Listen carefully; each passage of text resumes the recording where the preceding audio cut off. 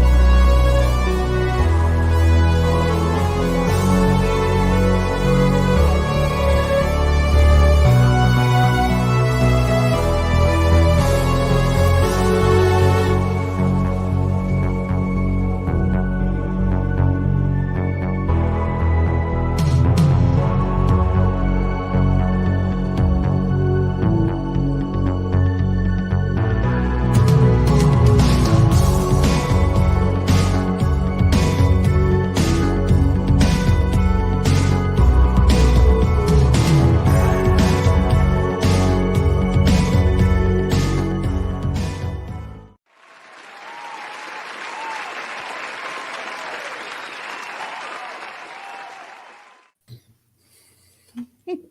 Well, greetings and salutations. I am Pops, and good evening. Welcome to another Pops Talk, where we hang out and talk about news, talk about pop culture, stuff going on. Great guest with us again tonight, and it's so awesome to have you with us, checking us out. To my left, the lovely, the sometimes called angelic, sweet lady. She's calling us from on the road. She's actually traveling, and she still fit us in. So the lovely MAGITEK Mags. Mags, thank you so much for hanging out with me again tonight.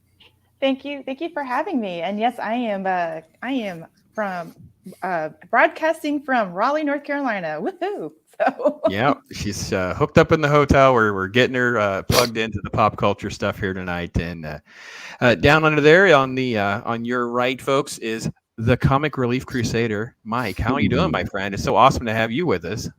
Thank you. Greetings from the great Canadian province of Texas, Alberta. They all go to your state too, do they? Yeah, they do. Yeah, I'm really in Florida. do. They're finally running back north now that it's gotten so hot. So Because I did, being from the Maritimes. So all right. And below, right here, MVP himself, Max von Priestley. Max, I'm so honored to have you with us too, man. It's so awesome to finally get to connect.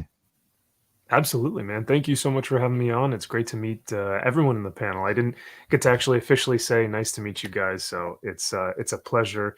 And yeah, you've got some great topics today, so I'm looking forward to talking about all of them. We'll say hey to some of the folks that have already been in here. I know Papa Pacelli, Troy Pacelli can't stay. He says he's here. He's liking everything, but he'll get the rerun. Thanks for all your support, my brother, and we'll definitely have you back in here on here as well. And okay, I can't say, you guys, I don't know how to pronounce it. I'm going to slaughter and butcher somebody's name. Okay. Thank you for being here, my friend. Thank you for being here. So yeah, no, a great week. There's always so many things to talk to. It's hard to sort of like pin things down. I go through and just kind of, well, a lot of people are talking about different things. So a lot of times I don't do videos because I'm trying to not, I haven't gotten to it, but I also I can't wait too long because I can't filter out other people's opinions forever. And I don't want that to taint my reaction or my opinion. So, right. Look at that. Steven Seagal. Look at you, Fats. Thanks for hanging out with us, man. hey, Pat. Doesn't love my rulings. Fats. Fats, I'm always down with your rulings. You should know that. Agent Atwood as well. Thanks, man. Thanks for hopping in here and hanging out with us tonight. So, well, first, let me start with Max, because Max, you just got back from like crazy road trip, crazy time, going to the FNT meetup, hanging out, meeting tons of people, doing things, going to the convention. If you haven't seen his video, folks, he's showing off comic book stuff. He's telling stories, sharing photos, and it was great. And then he follows it up, or it's sort of like layered also with a video about toxic fandom. So we're not going to let him off the hook with this. Like, he's created himself. He's in the middle of like this dichotomy of what's going out in the YouTube and the interwebs right now. So speak a little bit first, Max, about just being able to have more face-to-face time with co-creators and people doing this in our space, because it is really just a cool environment to immerse ourselves in. Yeah, it's so funny that you say that, because it really is a dichotomy, right? It's like the video that I just released is about this thing that we all have heard of, like toxic fandom, you know, that phrase, and just the disingenuous arguments and discussions that happen underneath that umbrella of a toxic fandom. And yet, whenever I go to these meetups, whenever I go to these conventions, excuse me, there's like I don't see anything of the sort. You see people of all different races, genders, shapes and sizes, backgrounds, and they're all wearing Superman stuff or Batman stuff or Star Wars stuff, and they're all buying, you know, books or DVDs or artwork, and meeting all the different creators. And you just, you know, it just goes to show that so much of what like Twitter and everything puts out is just not real life. And so when you go to these conventions, you do get a slice of like, these are what people are actually doing. This is what they're investing their money in, and this is what they love. And I love that aspect of it. And so I think that was what was cool at the convention, was meeting these guys, talking to them firsthand, and being able to see that what, you know, this toxic fandom stuff that keeps happening just lives so much on Twitter, and yet we still can't get out from under it. But it was good to be in person with everyone, you know, because I'm a hugger. So I got to hug everyone. I've heard. I was going to say. You know, we didn't really. It's only you put stuff in your head of how you'll do things, and then when it happens, it doesn't play out that way. And it's like, you know, because Purple Valkyrie calls out that Max gives these great hugs. She made this big point of going on. I think she says it twice. Like she's totally like throwing it out. So I just kind of laughed, because it's just fun. And sometimes as guys, it's like a weird thing that some people will say to us. Sometimes it's like, well, you know, we could be huggers, but then when it gets like, oh, okay. Max, you actually had a comment on one of my videos that I wanted to get to, because it kind of parlays off what Max was saying, because it was like the hate and the divisiveness over Kenobi's reaction. And I made a comment about a lot of the attacks on me was like, well, you're the old guy who can't handle the new stuff. And I'm like, well, that's not even the point of any of my videos. Like, I really am not. I will admit I'm defending canon, because I look at it as one timeline. If they had said, oh, Kenobi is not in this timeline, or we're going to do this, I wouldn't even have made these arguments. And you chimed in on one of my videos and you said, listen, I'm 30 something years old. I'm not going to call out Max. And it's okay. And I kind of agree with Pops here. Like, you guys are crazy. What are you talking about? So Max, talk about toxic fandom and this reaction too. Like, it's just sometimes strange to, you know. Yeah, it is odd, because essentially what I had spoken about in my videos is this thing that continues to pop itself up whenever someone has a differing opinion from what most of the like mainstream seems to have. So like you said, Pops, like with Kenobi, it seems like if you are, you know, having an opinion about the show where you said, you know, I really just I didn't feel the passion there between Obi-Wan and Anakin. Or you say something like, I really don't understand the significance of why Leia was so much in the show. And just because of those simple concerns, people come out of the woodwork and just start saying, oh, you don't know anything, or you're just one of those old toxic people, you know, who just wants like purity of the show instead of new stories. And you get like, you know, just bombarded with all this stuff, and you go, whoa, I'm just expressing my concerns. Why do I feel like I can't do that now without being labeled as like an ist or a phobe, or worse, those people back in World War II that were on the wrong side of history? Sure. Just because of something you didn't enjoy in a show, or for me, something I didn't enjoy reading in a comic book. And I'm sure it's happened to everyone here on this panel, whether it's in person or online. It's just the nature of how differing opinions have been taken, which is so odd. It's such an odd way to react and respond. Before I get to you, Mike, let me ask Max. Max, surely no one's attacking you like this. Not the angelic Max. We can't possibly have them piling on you, right? I haven't been attacked. I haven't been attacked yet. No, I haven't been attacked yet. I guess we're getting confused here, Pops, with you have to be Mags, or you can call me MAGITEK. Yeah, sorry. I was like, wait, did I hear Mags? You're fine. I'll try to be a little more clear. We're in our 30s. I don't know, Max. I don't know if you are, but I'm in my 30s, and I'm like, I have hard hearing right now. It's okay. But honestly, I haven't gotten attacked quite yet. but I've had discussions outside of YouTube, for instance, in the normal world.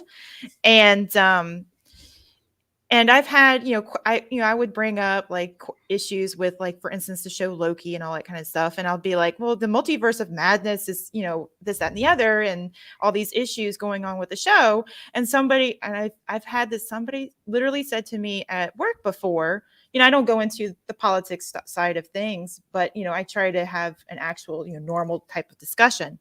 Sure. And sorry if my voice might sound a little low. I'm not sure what's going on. No, you still sound angelic. Oh, thanks. Good Thanks, job, Mike. But one of the things was that, well, the multiverse of madness will fix it. We'll take care of it. And I'm just like, well, isn't that just a cop out? And they're like, no, it's not. And I'm like, but that, it's kind of like my brain just short circuits sometimes, because I just don't understand the fallback to, and I don't know if this is a harsh way to say it, but a fallback to mediocrity for storytelling. And I'm just like, why are you using this as a cop out in terms of, sometimes you just think of things later and, outside of the moment, but it's like, I don't understand the level of acceptance for certain things that really are truly either canon breaking or internal Disney canon breaking, and people are still okay with it, and it hurts my brain. And I'm like, this doesn't work. This doesn't compute. 2 + 2 does not equal 5. Well, it's great that you bring up Dr. Strange Mom, which is what my nickname is for it, because the lady at work has been asking me about it. I've kind of told her some thoughts without spoiling it too much for her. She didn't really care too much, but her and her husband finally watched it because it dropped on D+. And she said he was immediately like, well, why is this happening? This doesn't make sense or whatever. But because I had prepped her, she was more astute at trying to pick up on it. And one of the biggest things for me with that film, by the way, folks, is it's fun how in Endgame, everyone and their brother and sister that knew a superhero would show up to fight Thanos. And yet the stakes are so much higher in Doctor Strangemom, where all of the multiverses are at stake when Wanda shows up to the temple.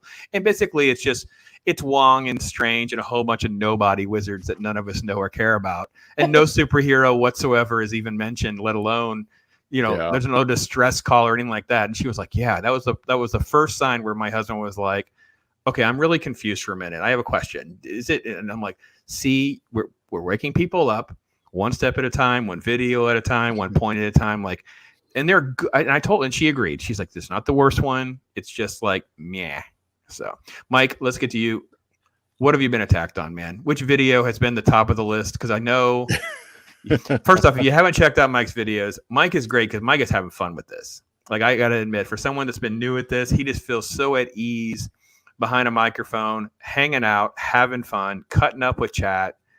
I love it. I was on your stream so late last night. I was like, okay, I'm not sure. I gotta get some rest. But man, I was having a good time talking robots with. I know. I appreciate that. Yeah, totally. Thanks for showing up. I guess it's the radio broadcaster part of me, I suppose. Well, I think the one video I got attacked on, and you know what? And it feels so foolish to say that you got attacked just for just for expressing your opinion, just because you didn't like something, for example. But the one video that I really got attacked on was Shang-Chi. Yeah, I can see that. Yeah, last year.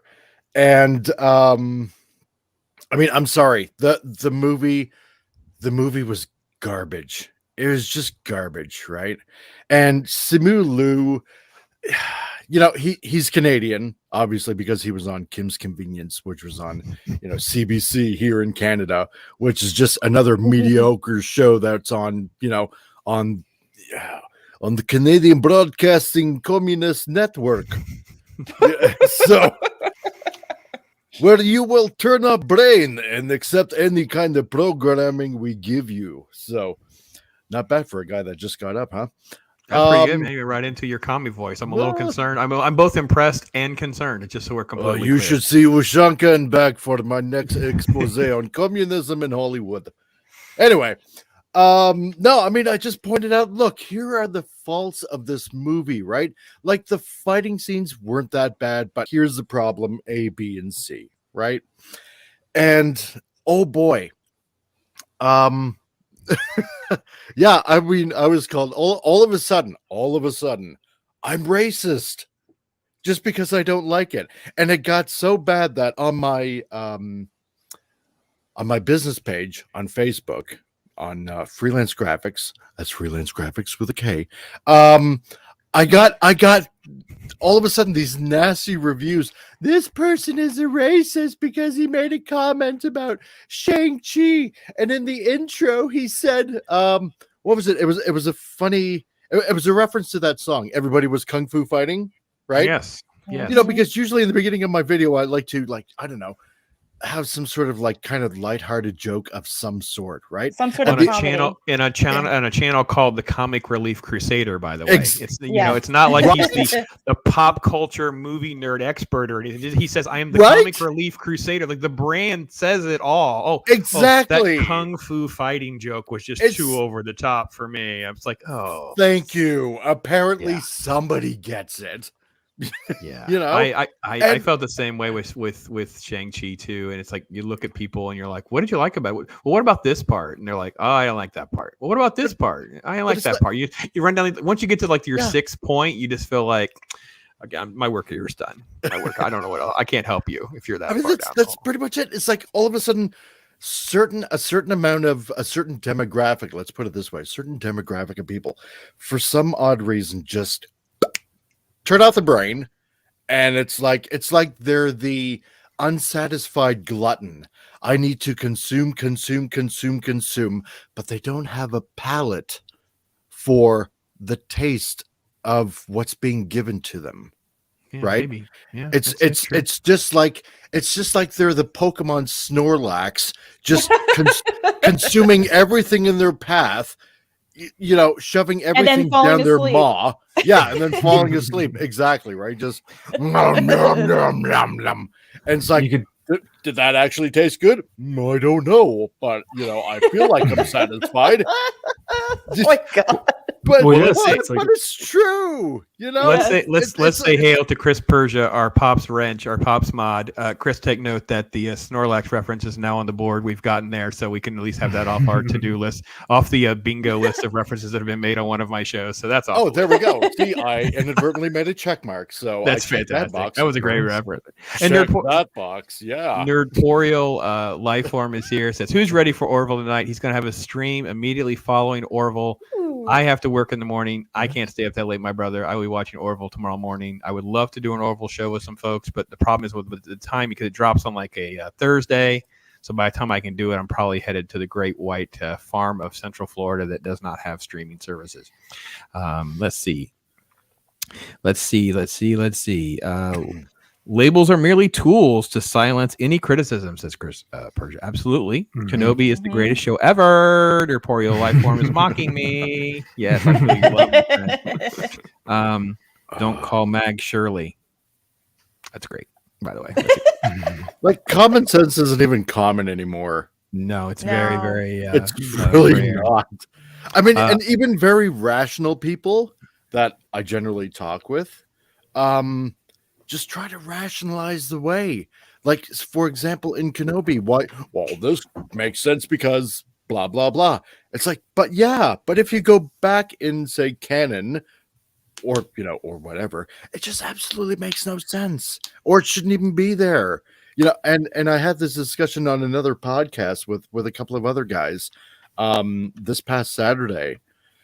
And, at the end of it, at the last episode, one of them pretty much agreed with every point that I made. That, except for maybe the action scene between Vader and Kenobi, but even then it was like shaky cam. Like, are you kidding me? But everything else, we get like a nice steady camera shot of like almost everything. And it's like, it was just garbage. And yeah, Mike, you totally called it with Reva betraying Vader and basically trying to redeem herself, and Luke basically getting a little bit of the spotlight. And it's like, yeah, because you can see from the beginning how these things write themselves almost. Yep. Like Yeah, pretty you can much. literally see it. It's a formulaic I don't want to say brainwashing, but I mean I don't know what else to call it. It's like we're supposed to put up with mediocre writing because everybody thinks that, I'm sorry, pat on the head. You're too stupid to figure this complicated plot point out. I got to be honest. They tell us that. They've told us that, right? So, Yeah. I'll finish my thought, then I'll say, hey, it'll chat. They told us that they purposely are changing Namor's backstory because we're too dumb to not realize that he would be confused with Aquaman. So when you see Namor's going to be Mexican because the comment implies the audience will be confused. It's like, screw you. Yeah. That you think that, by the way. When I reported that video a few weeks ago, Mexican Iron Man actually saw it, and my God. Poor Mike. I'm like texting Mike photos. Like, aren't you ready for this? I can see his rage going. OMG. And Polly is like, I'm so token. I'm like, I feel violent. I mean, oh yeah. He's let's say hey to Dave. We got Bob to get together for doing a video on this. Oh my gosh, it's absolutely Dave Bob, my brother. Thank you so much for hanging out with us, and it's just awesome to have Dave Bob. I have to give Dave Bob on the show. Dave, you got to come up in here, man. People want to like things so much they will create justifications for just about anything. Your Polium Lifeform says, "Yeah, That's I mean, true. I also think the shutting your brain off thing has now gotten to a different kind of level because it used to be more like I can be a zombie, sit in front of the television, but you would still have sort of a general assessment of what's good or bad. But now it's almost like you're just looking past moronic contradictions. So yeah. Return of the Jedi. Vader telling Luke, Obi-Wan once thought, as you do, was to justify the Kenobi series, or perhaps the line in the original where he says to Obi-Wan, you should not have come back. They've created so many contradictions. I don't even know where to begin. It's mind-boggling with how much even they're even in the Kenobi show, how much they totally wrecked even their own shows that they created, like in Rebels. Yeah. I'll admit, I will say this. I like the Clone Wars and I like Rebels. I think there are some, good highlights in those shows. But I can take things, but I know they're fine for what they are, right? They're fine for what they are. And they have plenty of flaws. And I'm sure there are other people who are far more knowledgeable than me that would say that they're even more flawed. But at the same time, I'm not necessarily a huge fan of those shows. I just thoroughly enjoy them. And seeing what they did in this, was it the first or second episode with the Grand Inquisitor? I was like, I'm done. This is dumb. But he has a second stomach, Mags. It's fine. I know. They're gonna write a book. They're gonna write a book about it to explain their show, to fill in the gaps and the plot holes like they usually do with the sequels. And it just drives me nuts. I'm like, if you can't. I'm sorry. I'm not going to go on a rant. It's fine. Well, I know you want to rant, don't you? I know. Let's first say a little moment of pause and a little applause. Thank you, Nerd Polio Lifeform, for that sub headed Mike's way. Appreciate that very much. And by the way, folks, check all the subs for everyone. I literally was in a conversation with Zax trying to work out scheduling to see if either one of us could be on either one show. And we're both realizing that neither one of us are now subbed again. Like they had unsubbed us from each other. And I'm like, ooh.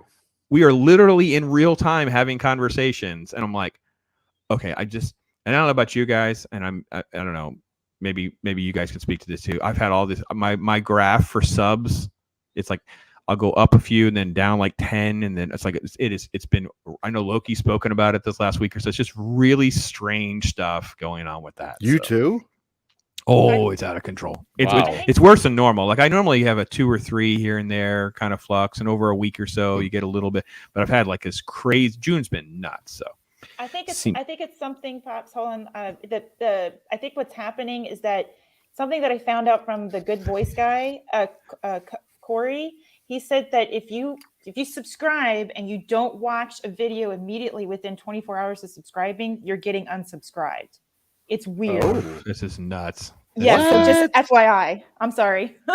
Common didn't mean to idiot. cut you off. No, thank you. I mean, Thanks had for no hanging, idea. Common idiot. And by the way, I had reached out to someone to help me make the shirt with the R.I.P. Wade. So I guess we're all in a race. I want a shirt, and I can't get this graphic designer to help me whip it in the driveway. I need a graphic design help, so I'm gonna have to reach out to you, Mike.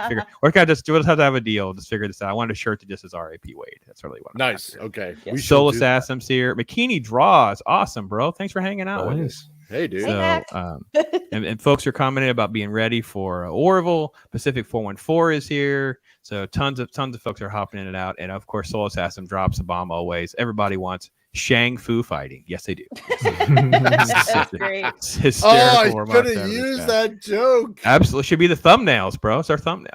Max, I know, let's go back around to you, and let's start with a Kenobi question.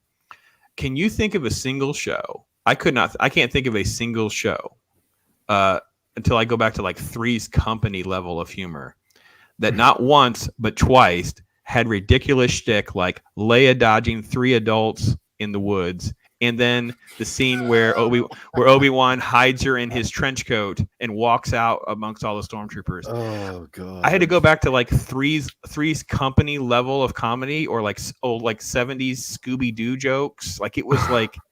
I know Mini Me, and like there's that scene with Mini Me and Dr. Evil has a little bit of that, but even then you didn't see all 4 legs. Like I went to Muppet Man. Muppet Man's still like 2 legs. It's still not as cheesy. I'm like, how do we take a show? Like you're not going to hurt my feelings by them attacking me when the show is that absurdly dumb. No, Pops, you're forgetting that Star Wars has always been campy, right? Because oh, I know. I've heard that too. Oh my god. I cannot stand the most disingenuous thing I continue to hear within the comic industry, and it plagues it every single day. It's on every single Twitter page or Reddit page, is that comics have always been political, and it's just this fallacy that continues to be brought up in arguments over and over and over again. And even Eric July will say it's completely disingenuous. Absolutely. And it's meant to make people shut up. And I think that's the same thing with Obi-Wan, is the fact that, when people say it's always been campy, it's people who have never understood what Star Wars meant to people or why it was popular in the first place. So me personally, I haven't watched any shows that would level or be on that level of camp. I was gonna say maybe Loki, because like seeing Infinity Stones in a drawer just made me go like, are they trying to piss people off here? Like are they trying to be campy? But that was more dismissive of the lore rather than campy, right? So I thought, it's like, are they basically just casting aside 20 films and 10 years of work by going, oh, by the way, the stones mean nothing because we're outside of time? No, I'm going to hide someone under my coat. So there's 4 there's 2 adult legs and a kid's leg. Not the best idea for a company going through groomer accusations, by the way. Oh gosh! How dare you assume their human heritage? Oh no. I'm just there are legs. There are legs. I didn't know Obi-Wan had a spare. I didn't know, but evidently we just they were hidden this whole time. Come on. Oh my god. So my question is then, are they okay? First, let me get through my thoughts here. I'm thinking out loud. Are they deliberately doing silly, stupid stuff like that as a way to jab at us type of fans? Because it feels very deliberate in such as, hey, look how silly we're doing this, or do they realize it's silly, or I'm just not understanding quite their logic, to be quite honest, and it hurts my brain. I think I would go back to what Mike was saying with the writing, and this is my biggest thing. You heard me do a whole rant on Loki show, and we kind of did a little bit more last night. We did on Talk Hard. They're hired basically. This is like JV writing class. Like these are people who have no writing credits. They're way outside and above their skill set. And we saw this in the comic industry. And I've said this before on the show, but not maybe you guys didn't know. It's like the kids got me the Marvel Unlimited app, so I was trying to dabble with.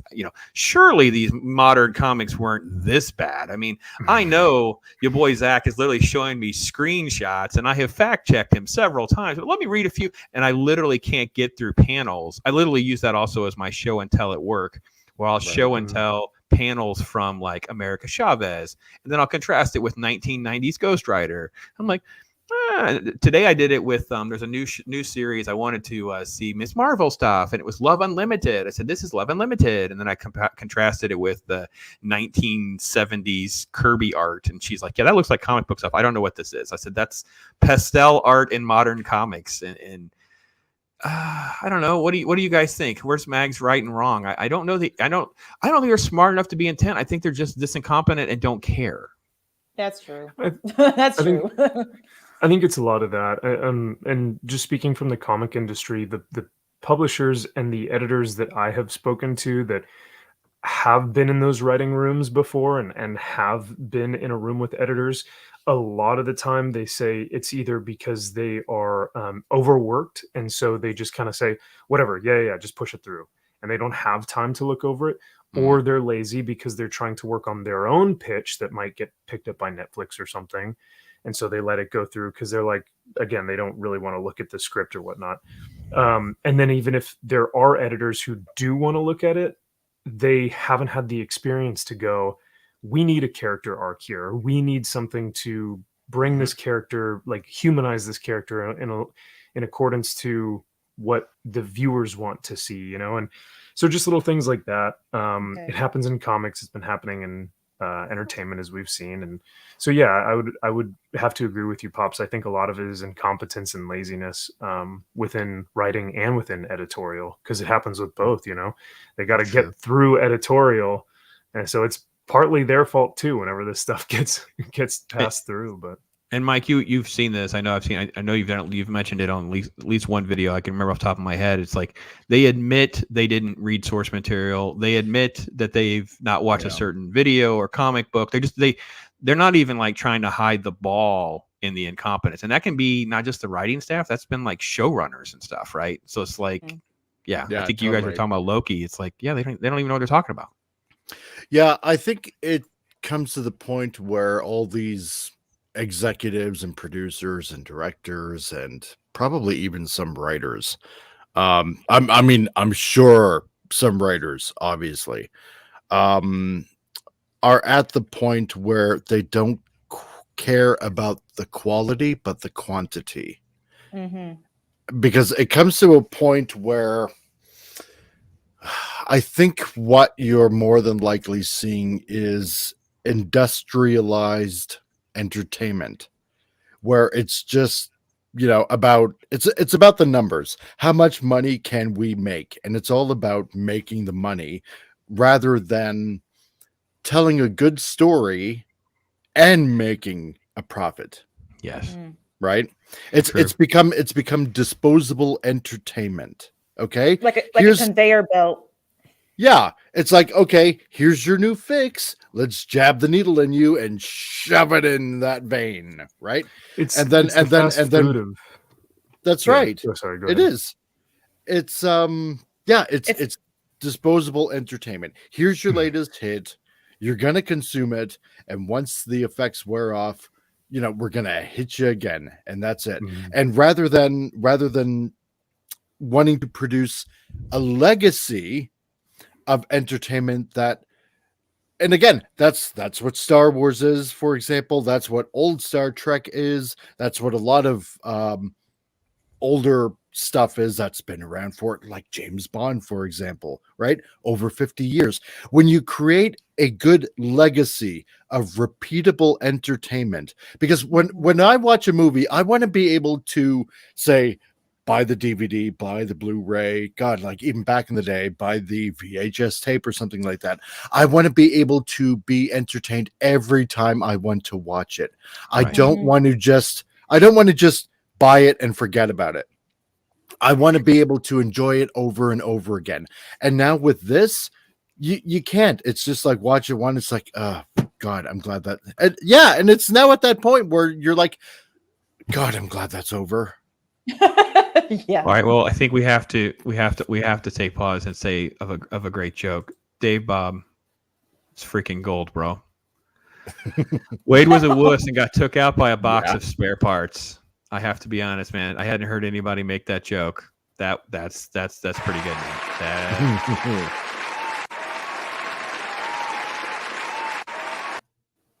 That's good stuff, my friend. I'm down with that. That was funny.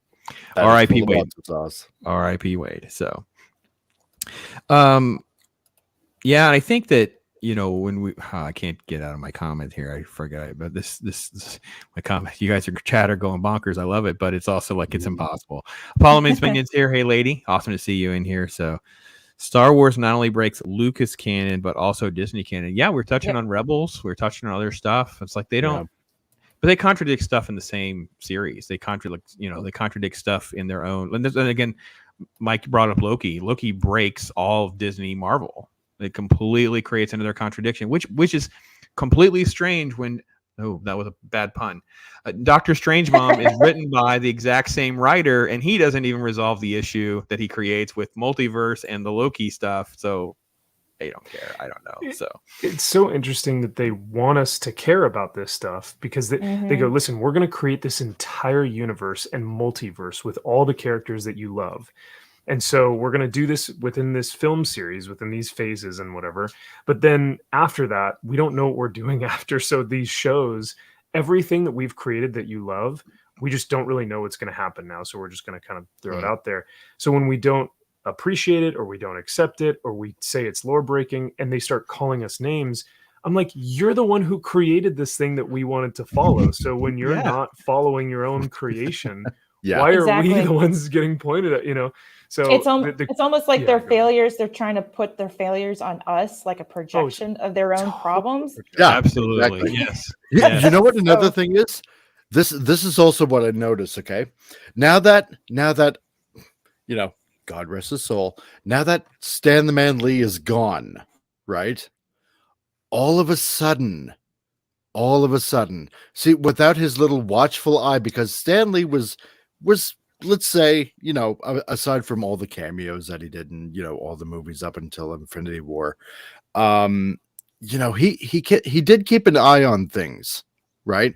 And everybody was like, oh yeah, we just want to be true to, what Stan and Jack and all these other creators birthed, right?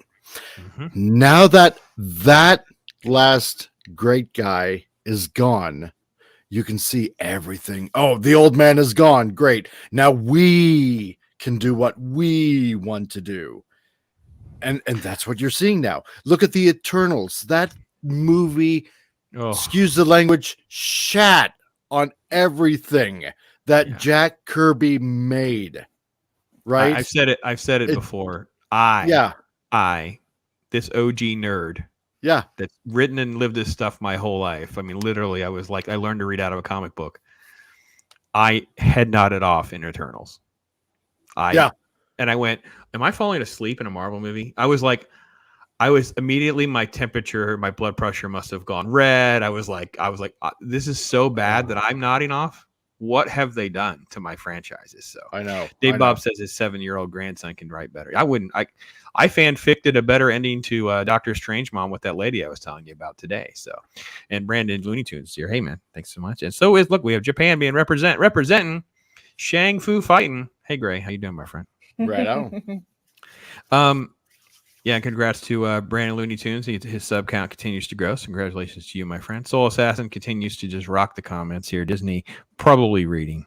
So he hires inexperienced writers and directors to control them and easily toss them aside. Yeah, it's all just expendable, cheap labor and no accountability, blame game nonsense, stuff like that. Yeah, no, I fanficted a better ending to Doctor Strangemom because she was talking about it. And I said, it really was very simple. And it did hit her when I said this, as Vision wasn't in it. And it's weird. She goes, well, wait a minute. So we talked through the white Vision and he got downloaded all the information. So he's just out there somewhere. And at the end, when you have this big conflict or whatever, I know they didn't want Strange to take her down. All they had to do was have Vision show up. And the Rock is she's going to drop the thing on herself, but Vision shows up. It's like, no, Wanda, it's okay. We can have a life together or whatever. And then allow the Rock to fall and you don't know where they are. Then you cut to America Chavez because she can be this problem solver for you. She's doing this hand thing. She's opening a portal. And Strange is like, did you do what I think you did? And she's like, well, I tried. And then you have your credit scene where they're off in the little black and white universe that they started in WandaVision and they're out there somewhere and you've made it all work. And it's like, it took 2 seconds to come up with something that is an improvement. And I'm not saying I thought it all through or anything. I solved all of the problems, but it didn't take that much work to make this better. And that's what I think what Dave Bob's hitting on. The 7-year-olds can come up with better. Yeah, because their imagination is running. These people are they're a bunch of freaking hamsters on a wheel just churning out papers, and they have no idea what they're doing. That, I think, part of the problem is that, and I'm sure a lot of these guys are probably like young writers and stuff like that. Probably, let's say, for example, in their late 20s to early 30s. Let's hypothesize, right? None of these people, a lot of them are, yeah. Well, yeah, exactly. But none of these diaper wearing baghead babies. I couldn't think of a good quip to come up with, but it's very alliterative. I like it though. Yeah, well, there you go, right? None of them have, I bet you none of these guys have any life experience to draw on.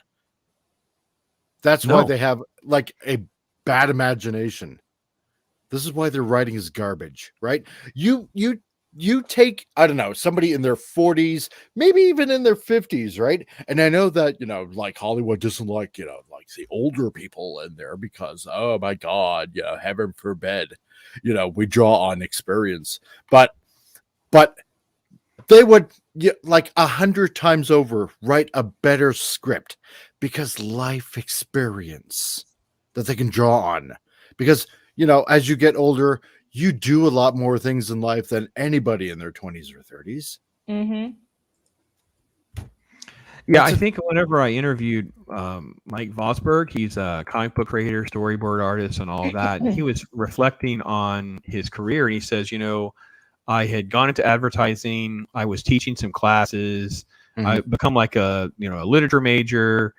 It's like all of that actually helped me way more than the other stuff. Like he understood stories. He understood, all of that kind of stuff. So he was able to, translate that to the craft, right? You can really see that translate to the craft. So, right. Yeah, I really couldn't agree more. Life experience is just gone. You think about it too, like the original vets, man, these guys, Kirby and these guys were, a lot of them were war vets.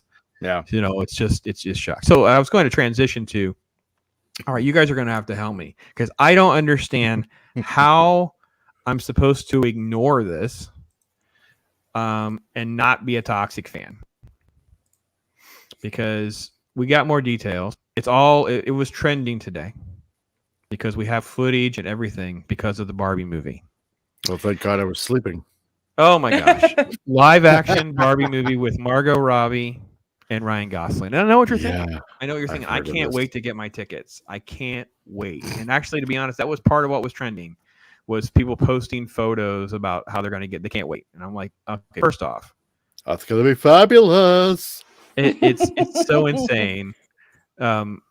People are just posting. It just keeps going. See, it just keeps going with all these different photos and different things like that. Someone found there's a video that leaked with this fella smacks her on the behind, so she punches him in the face. And look at Gosling's reaction. I'm sorry, I'm not sure if I can get this to play again, or if it will automatically play. Sound. I don't want sound. Okay, stupid copyright nonsense.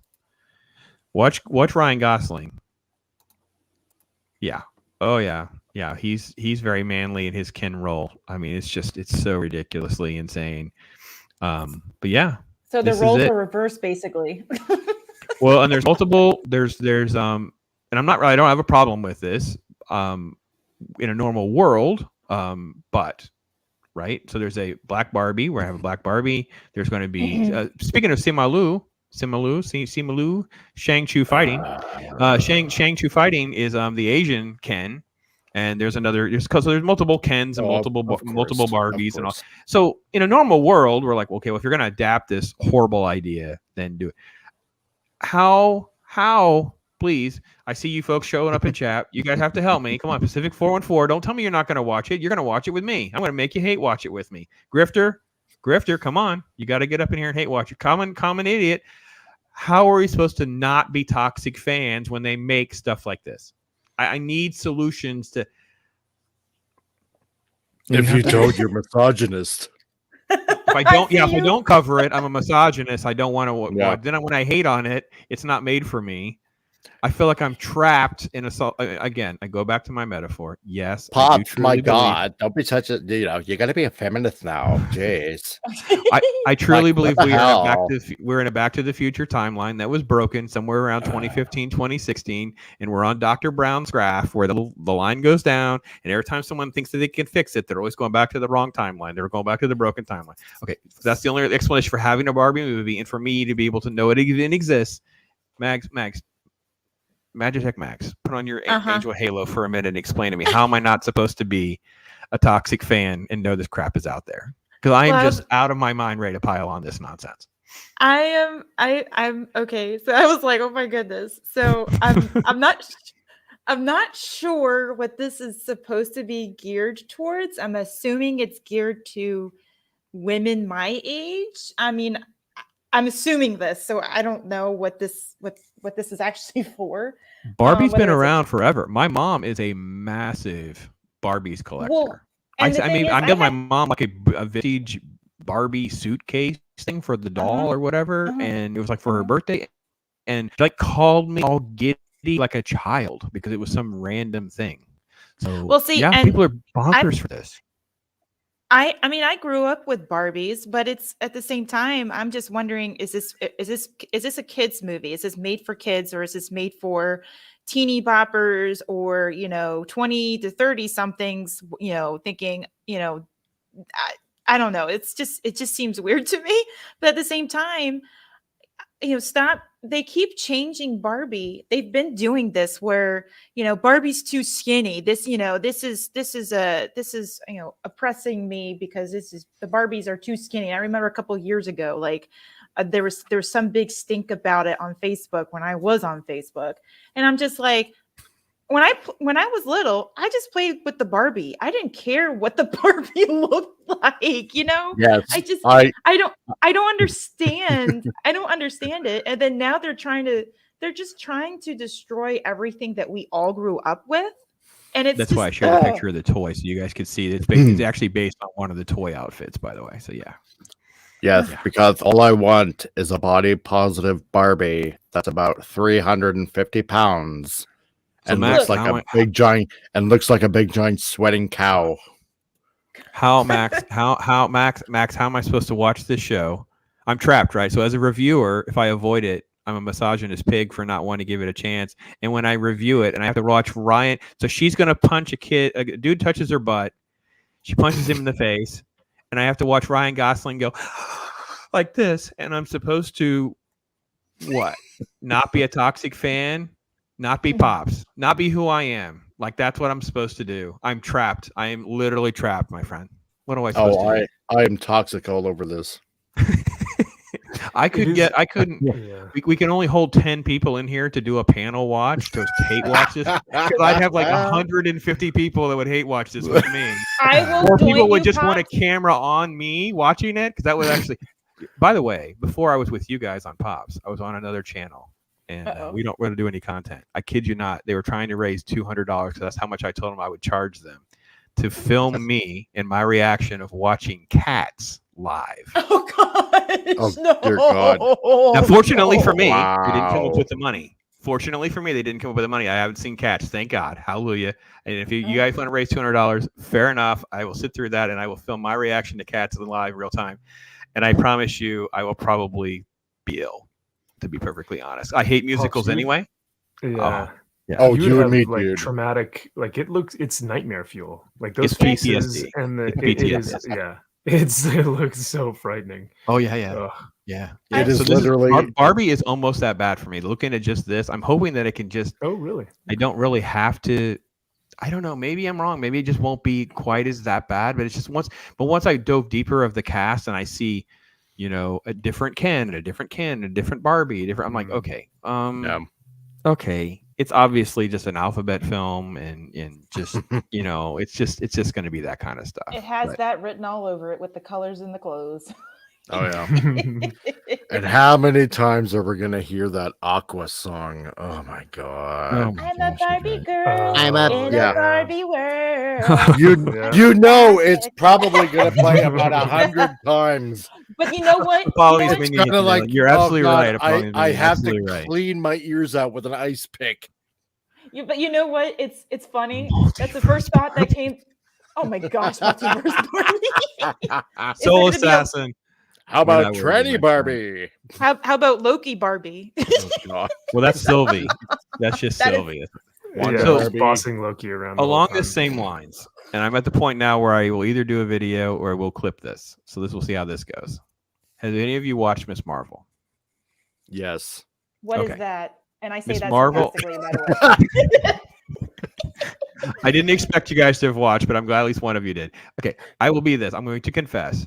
I do not hate it as much as I thought I would, but it's written for like a 9-year-old about a 12-year-old who pretends to be 16 who has randomly fallen into superpowers, but the show is really about just a Pakistani Muslim fanny. That's really all the show is about. It has nothing to do with superhero stuff. Nothing ever happens. They walk around and eat a lot of food and they talk a lot, but nothing ever happens.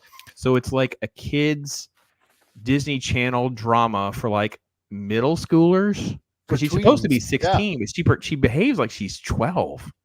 Yeah. It's Yeah. very strange. I don't. Yeah. I very see. strange. I went into this not reading the comic, you know, knowing a little bit about the character, right? It's first of all, it has the lowest opening ratings of any Marvel Disney Plus show. Yeah. Who's it Which, for? which first of all tells you something. Okay. Now, yeah, I can see that it's definitely written for, you know, young teens, something like that. Like, you know, like, I don't know, between 10 to 13, maybe. But the then- Pakistani Muslim stuff is so over the top. You're so immersed Well, in it the is. world. And I don't even hate that. I just, Kamala, it is what it you is. should be doing the right thing. Do not be doing this. If you do, you're gonna get the hurt. I know, but I don't. We get into the weeds about how bad the show is. Well, yeah, but I mean, even I had this one Pakistani friend of mine, right? Nice guy and all that kind of stuff, and he even said, you know what? Oh my God, to have it constantly reminded all the time about, you know, Pakistani this, Pakistani that, all the time with the Pakistani stuff. partition. Partition, all the time. No. We do not talk about your great grandmother. Max doesn't want to. Max, the MVP doesn't want to watch it because he knows he'll turn it into a drinking game. Every time they say partition, every time they say brown person or it's written for like 9-year-olds, I guess, Max. But and what he said is like, I don't need to be constantly reminded. Yeah, it was strange. Max, have you read the comic books? Do you have any framework of this show and this debacle of a train wreck of an idea they've put together? I don't, unfortunately. I was reading a lot of different Marvel books during that time of all new, all Marvel, or all new, all different Marvel, whatever it was back in the probably like 2000, mid 2000s.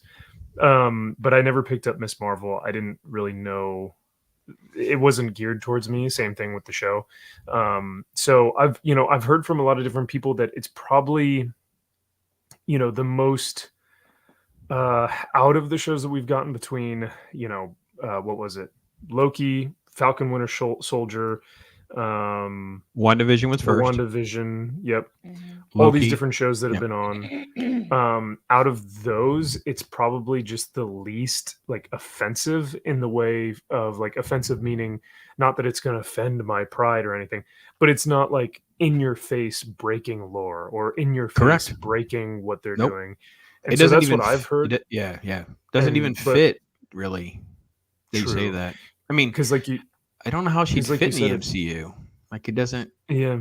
Because there's really no superhero-y things. It seems like this is more of a like, you know, like I don't know if you guys remember watching or hearing about the Lizzie McGuire show on Disney Channel or Nickelodeon. It was one of those. Oh yeah, I think it was Disney Channel.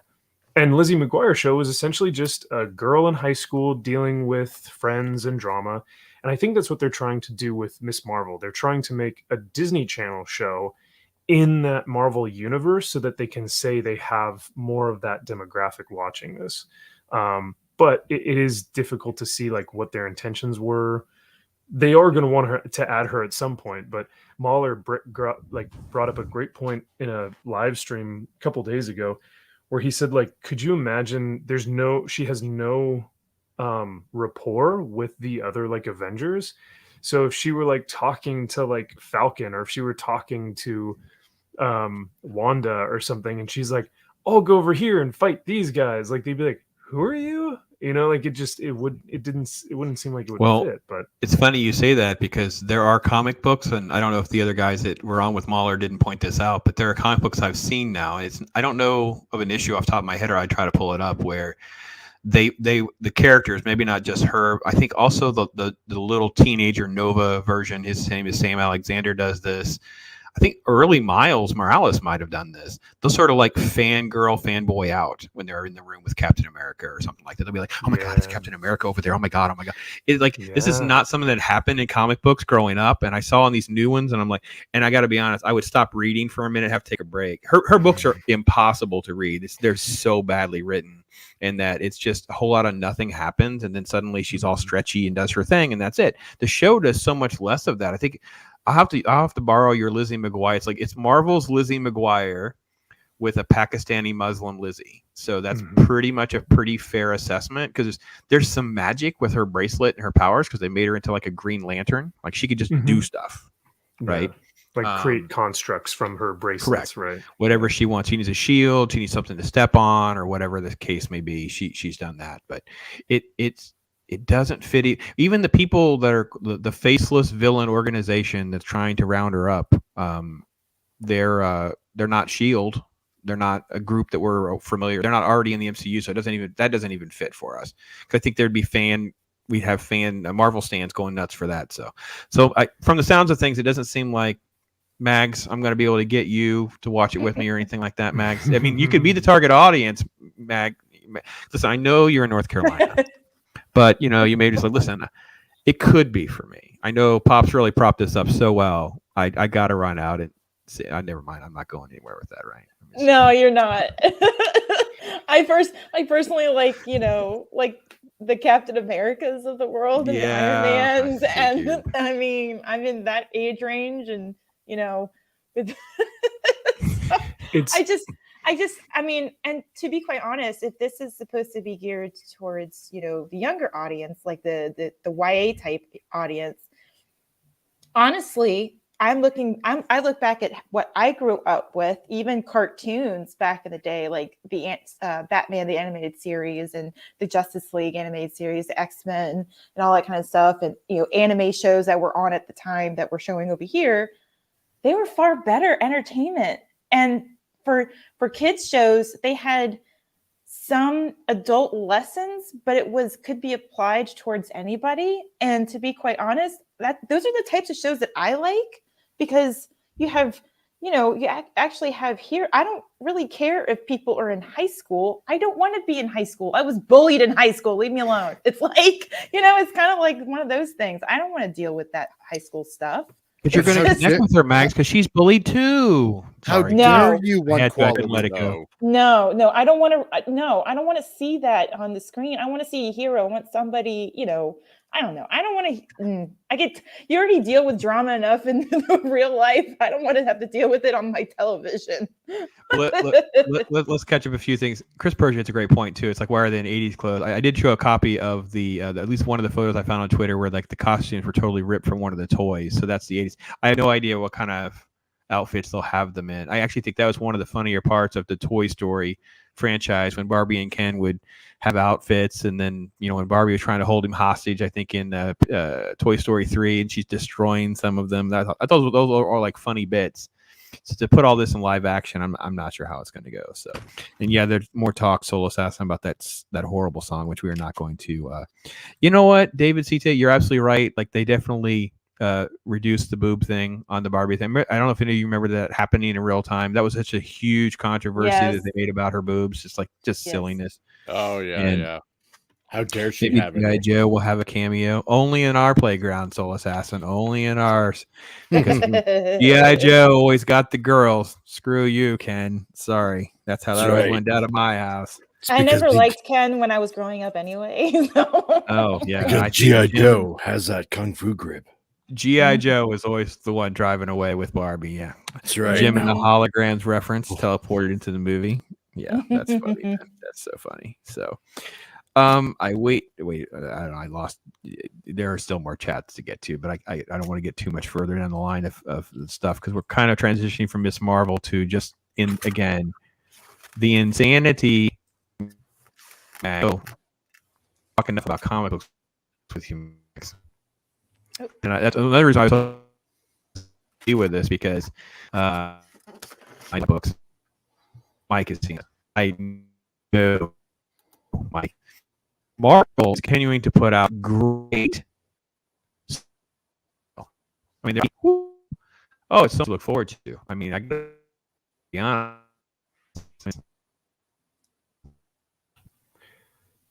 To work Sorry, with. brother. I don't know if it's my Wi-Fi or. Oh, No, I think Pop's Wi-Fi is going out. And all sorts of nuts.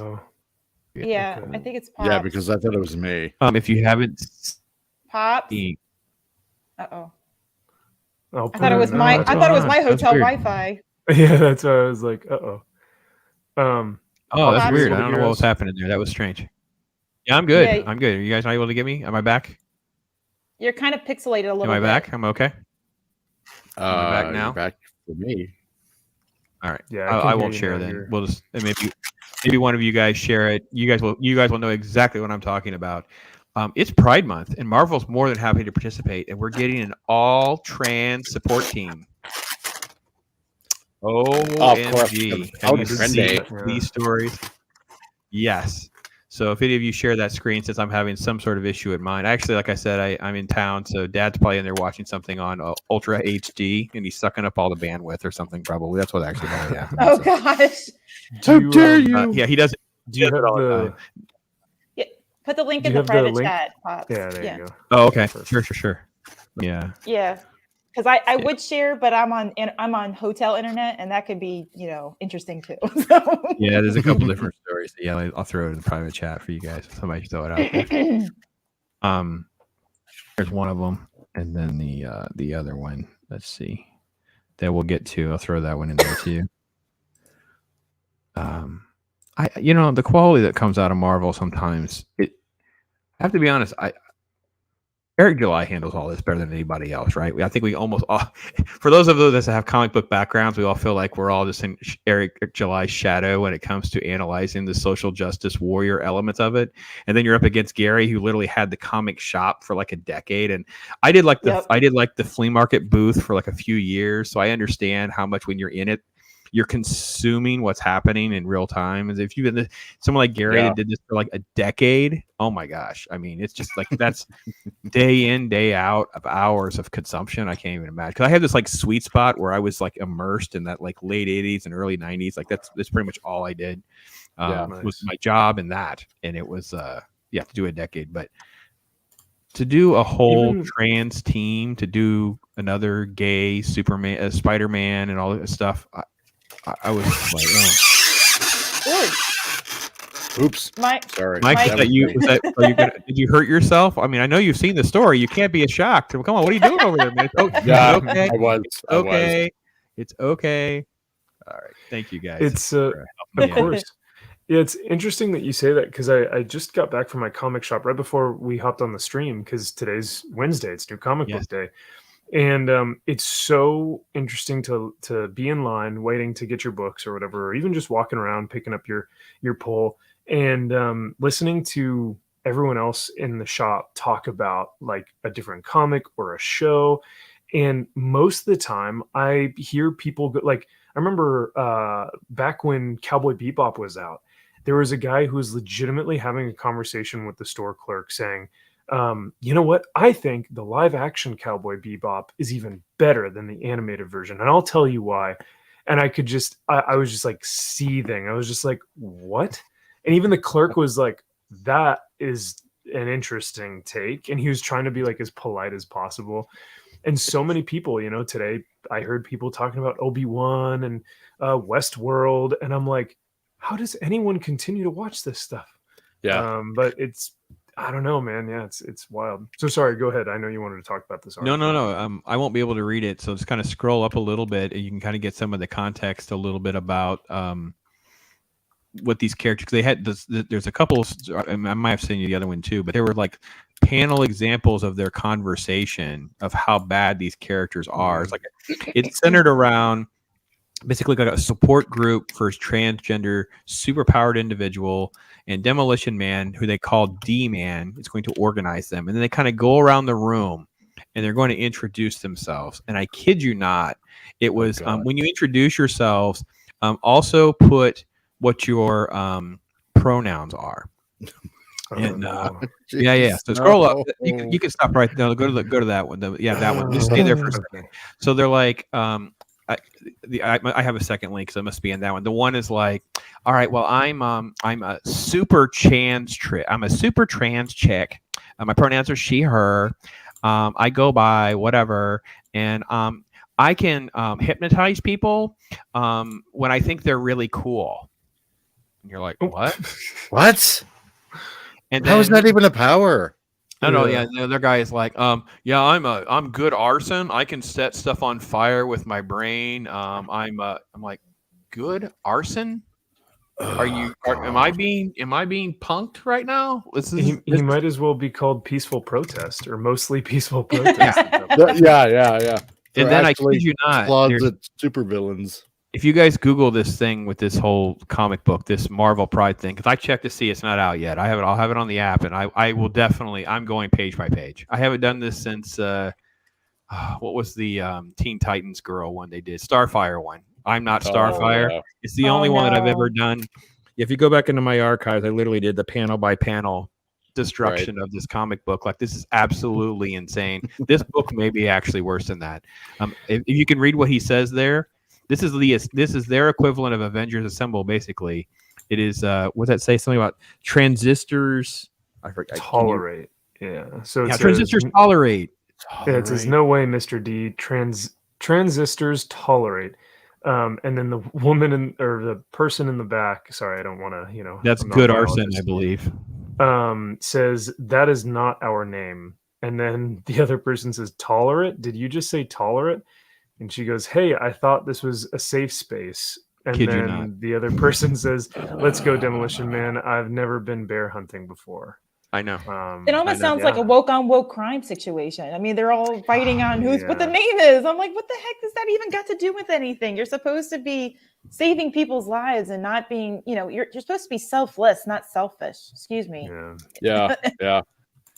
How do they not feel mocked by this, Mike? How do they not feel like exploited? This is a bag of smashed assholes of a comic. I'm sorry. God, like, how can they possibly think that anybody will take this seriously and read it? And like, how do they think that they honestly have? I can't. I just can't. I can't even complete that. Yeah, I think I should do a reading, and we have one of two options. We should do a dramatic reading of the characters. Yeah, there we go. Or we don't tell Stone Loki we're doing it, and we do it, and when every time he drops an F-bomb, he has to put like a quarter in a jar, and then it'll buy me a new computer in like 20 minutes. I mean, I'm okay with that. I'm good with you, Mike. I'm like, what on earth? So like. Seriously, like, how? God, I still other can't. one? I can't. Is it at the bottom one? Is it at the bottom? MVP, the other one. I think I sent you two. There's another one with the Spider-Man one. But that's not the only one, right? The other link you sent was the Spider-Man one from Twitter. Yeah. Let's show so Spider-Man. let me grab that real quick. Yeah.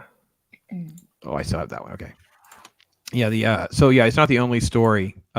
It's all part of Pride Month. It's all part of their design, creating these characters that I don't know how it's not offensive. Like, I don't get it. Spider-Man's even worse. Like, this is supposed to be a multiverse of Spider-Man. Oh yeah, that's right. The gay Spider-Man now. Yeah, just click on the left. Yes, there we go. So this is their web weaver. You can see they actually put a picture of the actual orb weaver. It's called an orb weaver spider. which you learn this crap when you live on the farm, and this stuff is everywhere in Florida, by the way. Yeah. They're not really poisonous or anything really to us. The bigger they are, the less likely they are to hurt us. But Such a fashionista. they look like a great color palette for a logo, and I love that Spidey has eyelashes. Oh my god, that costume is totally to die for. Doc Ock, put your tentacles up. I mean, Blink, blink, blink, blinkety, blink, blink, blink. So Mags, you're in North Carolina. You may want to swing by a shop and get a copy of this for yourself before you leave, because they could be all gone by the time you get home. Just so you know, this is going to be this going to be hot. You mean it's going to be hot for kindling for fire, right? I mean, maybe. I mean, just look at. I mean, this is gosh. Now I see this with the sleeves and everything. The first thing that comes to mind, are they trying to make this character look like an Elton John type of figure? I mean, I don't. Oh my god! Yes, I see it now. Yes, I can't stop but think about that, and I'm like, what are they doing? Heroes are supposed to be selfless, and they want to save lives, and they're caring about fashion. I don't understand. Max, and how in the world are these sleeves supposed to be helpful for crime fighting? I don't understand. Wouldn't that get caught on something? Let's hope they cover it in the story. Max, you probably know about this reference. I think now we can all confirm that Spidey is ready to show up at the next Hellfire Gala with an outfit like this. They can't exclude him now. Absolutely, Pops. Yeah. Holy cow! It's funny because you and I should. You know how they have like the red carpet reporters that are like, okay, and now we have Chris Evans walking down with his Armani suit, blah blah. Yes, that's what they're doing here with Hellfire Gala. Because if anyone doesn't know, Hellfire Gala is an event that Marvel is putting on, where the superheroes get dressed up and do a somewhat of a red carpet entrance on their comic book covers. So what you're seeing here is Spidey's like Met Gala, or in this case, the Hellfire Gala entrance with his new suit. So that's why they're doing all these different variant costumes and covers and stuff. But it just never in my life have I ever wanted to see a superhero walk down the red carpet in a different suit. Like, that's not something that interests me. So I don't know. I don't know what to say. I didn't know. It's completely crazy. Let's give more frame of reference. MAGITEK, I don't know. Mags knows the reference. Let me make sure I get it. And some of you in chat, I know what we're talking about. This is the X-Men. Get it to come up here. Yeah, this was the those are X-Men. Just so you know, in case it is a little weird or confusing. Yeah, that's Sunfire. This is Colossus. Looks like a Dracula spinoff right here. What? Yeah, this is a female Wolverine. Remember when she was just X-23? No, that's her now. She's taking over. Supposed to be like a Halloween edition or something. I don't know. This went on for. No, I'm serious. MVP. How long did this go on? Like, it went on for like what, 2 months? I think they're still coming out with. Yeah, I mean, it was. I forget how long the event went on for. I think it was probably months, because it wasn't just 1 month where they had one title that was like only Hellfire Gala. This was across all the different X-Men books. So at the top, you're seeing like Way of X, Sword, X-Men. These were all the different titles of comics. X-Factor, X-Force. So each one of these is a different comic that had these like covers or costumes. So I think these came out over consecutive different months, all leading up to the Hellfire Gala event. Whereas like normally you would think Secret Wars was a big event, but nope, Hellfire Gala. So let's just do it, Max. Since we're here and since we're together, we can just pretend we're like. All right, folks. Oh my God, you're not going to believe who's here with us now. It's the web weaver himself, sporting this yellow spandex Spidey outfit. Oh my God, those eyelashes and sashes are to die for. MVP, what is your thoughts on this outfit? Is he killing it or what? Pops, this outfit is just absolutely triumphant. He is just so confident walking down and strutting his new stuff. The color palette pops like crazy. No pun intended, pops, because of yourself, but it pops. The color palette is just amazing. And I think he's going to make he's going to make headlines with this new outfit. So I can't wait to see what he does in his new comic. Oh my God, MVP. I so agree with everything that you just said right there. Let me go right back to the booth. Mike, I know you're up in the booth right now. You can't get as close to a view as this, but I can tell you it is just as smashing as close as I can tell you. You must see up there. But from where your vantage point is, how would you rank this Spidey leotard on Webweaver? Oh my gosh. Oh my gosh, I'm just amazed that this person doesn't have culottes like to go along with the whole outfit. It would just complete it like totally. But other than that, just the drab type of sleeves. Oh God, I just want to crawl inside and die. Magitech Mags, I'm sorry you're the last one coming up with this voice. We didn't mean to put you last, lady, because you're always first in our hearts. And oh my God, the Webweaver has to just be killing it right now in your eyes, correct? I mean, speaking about eyes, I mean, look at those eyes with those eyelashes. I mean, can you imagine him batting those eyelashes? I mean, that'd be so sweet. The Green Goblin stands no chance against him, does he, lady? Oh, exactly. When he bats those eyelashes, oh my goodness, the enemies will fall. Oh, just beat my beating heart. We have to change this topic. We have to just move on to something else. I'm telling you, I'm not sure I can handle any more of this. It's just so hot. Pops, So I have live footage from the Hellfire Gala itself. If you wouldn't mind sharing my screen. Oh, you lie. By the way, Soul Assassin is still like the boss. I'm sorry. I will put that in your hands if you want to work on that. I can clip it, and I'll be more than happy to work with someone like we can get someone like Steven Ransom, and he's totally into that kind of stuff too, Ross. Well, let's see. Wait. MVP's back live. Here we have live footage. You got my shows tweet. these days. Stunning! Look and at brave. that. Stunning and This was brave. behind the scenes, folks. Whenever they have to prepare for these things, these are some of the different outfits that didn't make it. Oh my gosh! Oh my gosh! That one I cannot believe did not make the cut. I mean, look at this. Look at this. Oh my goodness. Screen door. Gorgeous. I mean, I've check never out screen door. the strut. Oh my goodness. Oh, that's like the high bench of 1989 revisited right there. This is a triumph. All these outfits are absolute triumphs. Oh my God. I'm dying. Oh my God. That's Wow. hilarious. That's the best one. The best one yet. They need the paper bag. Oh, that's just so awesome. The barrel is The barrel so is the funny. best. The barrel is the home run. I'm glad he saved it for last. Oh my gosh. Isn't that great? That's so good. That just says I'm ready for the barnyard, but Yeah. ready for the nightlife. Oh, that's so much. I'm glad we were able to laugh because that was just, I needed that. That was some good stuff. I am so glad. Because, Mags, the other night we were talking about comedy being dead and all of that. And I was like, because everybody has all these serious clips. I don't know, MVP, do you do like serious clips for super chats and stuff, or how do you handle it? Because people do that. They'll do like these serious clips and stuff for people giving super chat. Do you have like a clip program? I'm sure I don't remember off the top of my head.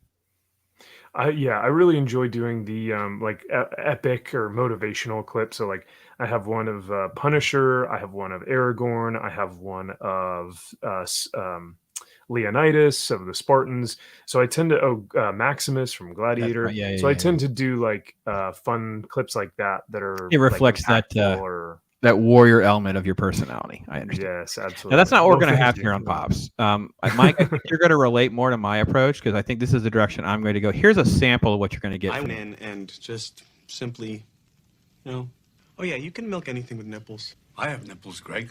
Could you milk me? Oh my God. That's pretty good. That Well, reflects give me my time. personality. Yeah. That reflects Give my me- personality. Give me time and effort, and eventually, yes. I mean, I just Honestly, can't the guarantee way- it'll be milk.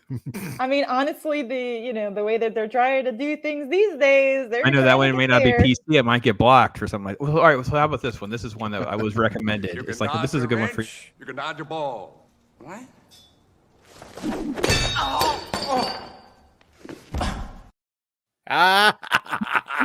It never gets old. It never gets Such a old, good movie. right? Yeah. It just never gets old. So. Oh, Lord, I I love it. The fandom is here to offer all things to you folks, right? You can have the warrior and the Spartans right here, and then when it's Mag's turn, we can have like, oops, sorry, wrong way. right here. Angelic references, wonderful, very Oh. beautiful, elegant. I think we'll have very spiritual, maybe. I don't know. So And magical. I'll have to try to. I'll have to keep up with Mike, the Comic Relief Crusader, and I just I'm over here throwing wrenches and milking cats. I don't know what to tell you, people. Oh It's, At least it's not blue milk. Oh, God. we're all Oh, still in no. therapy. We're all still going through therapy. So. I think my I brain thought went to an AMG. I'm amazed you didn't suck on that space manatee. Oh, jeez. Oh, now there's an image. Thanks a lot. Oh, I yeah. thought I would. You're wrap up with a welcome. little show and tell, those kinds of things. If any of you wanted to do some of that, and I try to coax Max of bringing his Death Dealer comic book, if it's within reach or not. I don't know if he picked up on that little hint or so I could have him show it off because it's so lovely. I've got to get one of my own. You have it close by? Fantastic. If you give me like maybe 30 seconds, it's just right in my short box right All now, right. so So I in gotta grab 30 it. seconds, and I will have to figure out how to get the link. I don't have mine in front of me. I'm going to tell everyone a little deal that I'm going to run real quick. If you guys, I'll get my PayPal ID. I'll put it in the chat for you guys. I have all sorts of stuff, and my wife will tell you I have a lot of stuff. However, I also found in going through my stuff on the farm, I found another whole box. These are on eBay. I probably sell them for about $7 or so a pop. But for you guys, these are original wax pack trading cards from Gremlins. I'm showing you sideways so you can see there is gum in there. Wow. And Gremlins too. Like 40-year-old gum. That's so awesome. Yeah. There's a clip of me breaking it. I couldn't chew it. There's no way you could chew it. But for the right price, I'd try. For like $5, man, I'll mail them to you. Also, I just got to purge some of this stuff, man. So for you guys, if you were out there, I will, while we're chatting, I will try to find that PayPal link real quick and put that in the chat for you. If you send me there, you have to tell me which ones you want. And I'll be honest, if you want give me $15, I'll give you 4 of them. I got to move this. I literally have I think 2 boxes of Gremlins 2, which if you mock Gremlins 2, you just have to remember the great late Christopher Lee is in that film. So some of those are of Christopher. He is too. That's right. Yes. So that's a little teasing and a little offer that I will throw out there while MVP shows off what is a glorious looking comic book. Modern comic book. Ooh, here we go. I'm giving you the full screen. Oh, well, thank you, sir. Yes. So the first one I'll actually show for context is the one that was written by Glenn Danzig, art by Simon Bisley. And this was the first Death Dealer book that came out. And this was produced by Verotic Publishing. So this was Glenn Danzig's publishing company. And this is issue 1. And then here's issue 2 just on the back there. All Frank Frazetta art. And then the most modern one that came out because of that series back in the early to mid 90s was this one here, which is much more modern. This came out about a month or 2 ago. Here's the Frank Frazetta art there. Ooh, it's beautiful. Yeah. That is beautiful. Holy mackerel. Totally badass. Yeah. This is issue 2. Oh my gosh, that's awesome. And then this is all getting clipped, and I'm tagging Sarah again. I'm going to keep bothering Sarah Frazetta till I get her on a show. I will not leave her alone. Absolutely, man. And then here's the Gabriel Del Otto variant that was like a 1 in 15 retail incentive, I think, or 1 in 30, something like that.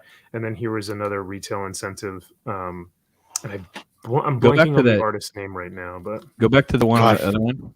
If he did that, there's probably a virgin version of that, which means there's no logo at the top. So you talk about beautiful and hard to get, whatever.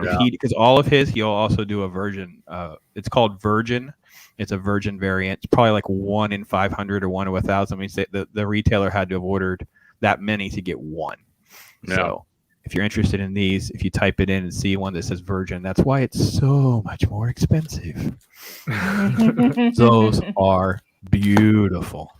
Yeah. Thank you for letting me show them off, man. No, I think we have to start doing. We have to start doing good stuff too. We have to start doing things like that. And I think, I won't let you. I won't try to chain you guys down to have to stay with me, but I may just keep going for a little bit longer. I have a whole box of comics that I had brought down, again, trying to get stuff out of the farm and, find homes for stuff, things like that. So I have a box of random stuff that I just start showing off and kind of, throwing out there where people things to read. People have questions too. I was doing this and I was Noob Reviews. I want to have her on. I've got her kind of linked up to her to talk to her in July, I believe. If you haven't been over to Noob Reviews, Megan, she went over to the same show you did, MVP, and her going through her comics and how excited she is just like what we all dream of for fans. Oh, it's so much fun watching her. Oh my gosh. She really is. It's great because what's funny is like, maybe we have read comics before, or we have an understanding of comics, but when she says she's a noob, we're talking like she really is a noob, because this is the first time she's ever reading or holding or even understanding like what a comic book is, what it looks like. I got to meet Megan and her husband both out in Texas, and it was so much fun. They are fantastic, and she has a great channel over there. So check it out. Noob, Noob Reviews. Yeah, I will put a link in the description after this. I don't have a way to get it to you right this second. Here's my PayPal me money. $5. Get you some Gremlins cards if you want. Throw me some couple bucks. I just got to make some space and that kind of thing. So, hey, Pops. Hey, yes, Mags. There's a Soul Assassin said in the chat saying, talk to Tom from Midnight's Edge, and he'll want some of those Gremlin cards. So, okay, all right. I think I will too. And I mean, if you need a link up, I can certainly, just let him know. I've got some. I've got, I think I've got a whole box. I know I have a box of each. These are the ones that I had. I'm showing you the ones that were already on eBay. And then at home in this drawer, I opened the drawer, I moved some stuff, and I was like, there's these other 3 boxes. I don't know if they're all completely full, but it's at least 20 more packs of each one, that kind of thing. I just have too many. What am I supposed to do? And it's funny, the Gremlins too. Look at this. It had like a little mini poster inside. Oh, yeah. Cool. Oh, my goodness. Isn't that crazy? Cool. That is cool. Yeah, that's rad. Were you guys with me when I did the Tron stuff? Did you guys ever see my Tron? The one we opened a pack. I think I was with Ironcaster. No. So I actually have wax packs from the original Tron. Wow, so on that's air, awesome. There's no gum with these, but on air I opened them. I opened one again. Pacific sent me the link. I got to get it ripped, but he sent me to look at how cool they were. That's a sticker. Yeah. That is That's cool. so rad. I like that. That's very cool. Yeah, I like that. This is so much fun. Oh, I like that one better. Look at that. So if you like these, you just put them in eBay, man. I'm telling you, you could probably get a set of these pretty cheap, because I bet you may not get great quality because they're not the print. Okay, again, it's the 1980s, folks, right? So see all the lines. Yeah. See how it's not even. Yeah, Yeah, good luck hitting them. But that's the classic part of it. Yeah, it's a charm too. Yeah. Mm-hmm. But I mean, obviously, when it comes to grading cards and quality and things like that, that's why. But it's fine, especially when you have it. You want it just for the love and passion of it. Yeah, you can probably get a set for a few bucks. That kind of. That's history. Yeah. Oh, it was 40th anniversary of Tron. Actually, it may be on your birthday, MVP. Did you say your birthday was on the 9th? He's muted. He's reading something. Yeah. All right. Oh wait. What? Sorry about that, guys. You say your birthday's the 9th? Yes. Yeah. The 40th anniversary of Tron is the 6th, 8th, or 9th. Someone will correct me in chat any moment, just so we know. That's a good question. I'm Yeah. not sure. Yeah. Yeah, it's literally around your birthday. It's right around July 4th, because I remember seeing it around July 4th when I was a kid. We're gonna have to call you Tron now. No, there is a legendary Tron. There is a legendary Tron. So. MVP Tron. No. MVP Tron. So. That's those cards are rad, man. I like those. It's very like it's very cyberpunk-ish, like where cyberpunk came from, I think originated through those like Tron, Blade Runner, stuff like that. So Sure. I love seeing that like neon, cyberpunk-ish artwork. That's cool. And folks, all of you in chat, just thank you so much for all these great comments and different things like that. So, and I totally understand. I see different. There's and obviously Chris is a boss, man. He found it really quick. There's the link for Noob Reviews. And listen, go to the one where she's talking about going to the convention and she starts showing off comic books and stuff she got. She literally bought like $2 comics and cheesy like old Disney comics and whatever. And she is so giddy and happy and fun. I'm like, she's the dream. I'm ready to like, what do you want? What do I have that you want? As long as you film yourself reacting, I'm going to be rewarded greatly. And that's how I brought this box here, because I thought I'm going to do it with her. MVP. You have a lot of Max. You have comics. Well, I'm kind of dabbling into the comics part too, so I'm kind of with noob reviews on that one. I actually backed a couple of Indiegogo creators last year. Those are on my desk right over there. Yeah. What would be a comic book that you would be into, Mags? What would be like something like, oh man, think of something. It could be. There are a lot of movie ones. There's a lot of hero characters. Something that you could think of. Oh, I mean, I like good versus evil type stories. I know that seems like every kind of story out there, but probably superhero level or like fantasy kind of stuff. So that's kind of me. Well, I'm kind of like that, but I'm kind of like noob reviews. I've been meaning to do a review on the comics that I backed that I got recently. I just haven't had the time to sit down and actually kind of have a good production value. I mean, not high quality, but at least something to give substance to it. So well, I'll show this off just so you guys get a frame of reference of how cool the industry is, because there's something, no matter what your interest is, even if you're just casually like into something, there's something for you. I literally have Kiss. Oh my goodness! Wow.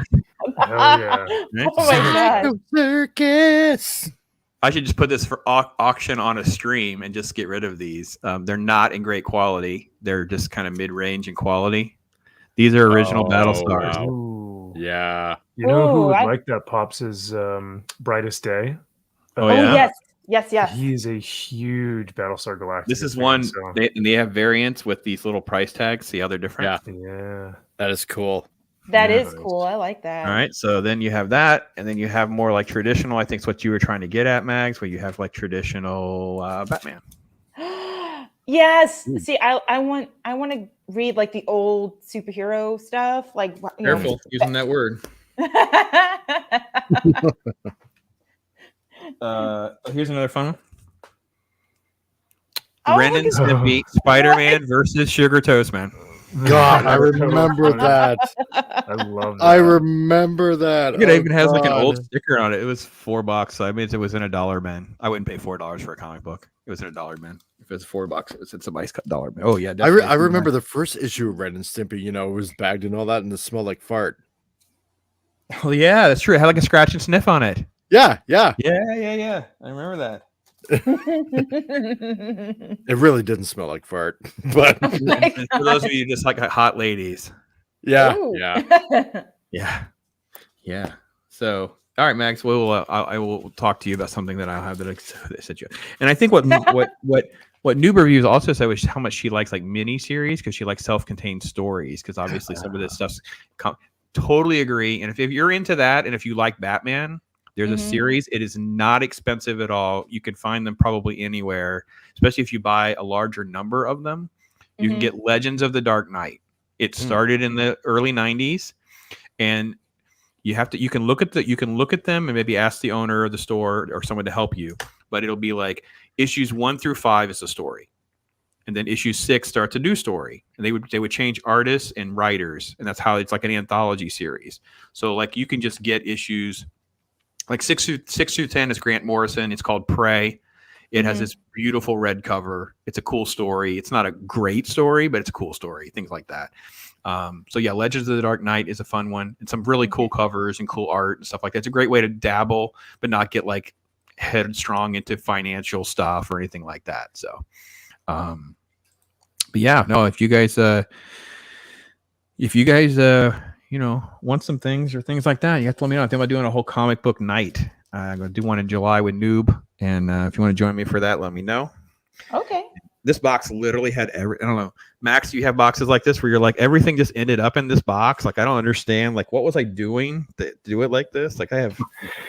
That has been one of the most like turmoil. Some of the most turmoil I've had in my room is like, trying to decide, okay, which long boxes or which short boxes do I organize by publisher? So it's like all these boxes Marvel stuff and then alphabetically that way, or do I just put all the publishers together and just or alphabetize everything that way.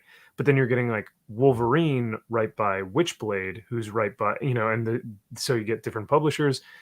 I don't know, man. It's a conundrum, but I love nerd first world problems. It's not just first world; it's like we're nerd problems. The normies who have no idea what my wife thinks I'm crazy. Like literally, no, yeah, I literally have short boxes that are plastic now. I found them at Walmart, by the way. To imagine a short box, but there's plastic ones, and you can put them in plastic, so they're bagged and boarded. Now, even if they're bad quality, I'm an old school bag and boarder, and I am a publisher, then alphabetical by title. So all my DC would be together, and then alphabetical. All my Marvel would be together, and then all my indies would be together.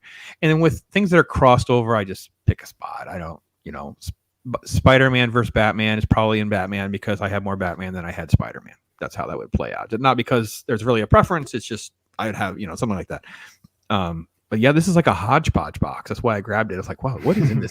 It's like just random, yeah. It is. It's literally just random stuff all mixed together, and I have no idea what I have done throwing them in this box. Mike, you mentioned toxic, but go ahead. Oh, I was just gonna say, call me toxic, but I do have a short box that is nothing but like sexy Vampirella covers or Witchblade covers, or I've seen some of those. You showed them off. Yeah. Yes, I did on one of the streams. Oh God, you're so toxic. I am, but they are gorgeous. Well, I love Frank Miller, and nothing is as toxic as Frank Miller. So that was, he is literally to blame for me loving this because it was his work in the 80s that got me into this mess. Because it came Batman out. and Daredevil are some of the coolest heroes he's written, and that's where it got me. A great job. Yep. Yeah. Mike, you into comics much? Am I talking? No, I am into comics. I mean, God, back in the day, I used to collect a lot, right? Yeah, I went through that. I was always into the Marvel cosmic kind of stuff, and I'm a big lover of Silver Surfer. Like ever since the beginning, that I had to get like almost every appearance that he was in. Right, he's in the background over there. Yeah, yeah. Since Silver Surfer's the man. Yeah, since Fantastic Four 48, right? I mean, I even had those early issues, and I loved them. And I had all of Volume 1 of Silver Surfer, like with John Buscema, and Volume 2, and then I got the graphic novels, and when Ron Lim started on his run, well, in Volume 3, it's just like, oh my God, this is just the penultimate of Silver Surfer art. And I just finished the latest run. I believe it was like 5 issues that just came out by Marvel recently. And like God, it the writing and Ron Lim back penciling Silver Surfer again, it really took me back to like late 80s, early 90s again. That's so awesome.